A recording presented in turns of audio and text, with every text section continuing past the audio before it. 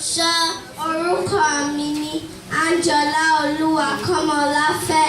A fẹ́ ka álífábẹ́ẹ̀tì Yorùbá. Ẹ máa bá wa ká lọ.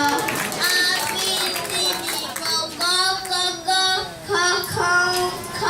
kọ́lẹ́jì ní ó tẹ̀lé o. Ní ó tẹ̀lé yunifásitì máa bá jáde àmì ò wàṣẹ. A bí sí ní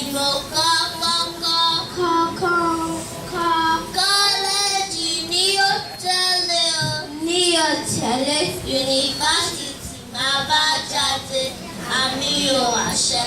A ajá, B bàtà, D dòjé, E ejò, ẹyẹ, F fìlà, I gèlè, I gbàgùdà, I Haúsá, I igi, J jagunjagun, K kìnìún, I labalábá, M màálù, I nàǹkùtù, O òròǹbò, Ọ ọ̀gẹ̀dẹ̀, P pẹ́pẹ́yẹ, R ràkúnmí, T sálúbàtà, Sh ṣàngó, T tàfàtàfà, U ugùgù, V wàrà, I yànmùyànmù.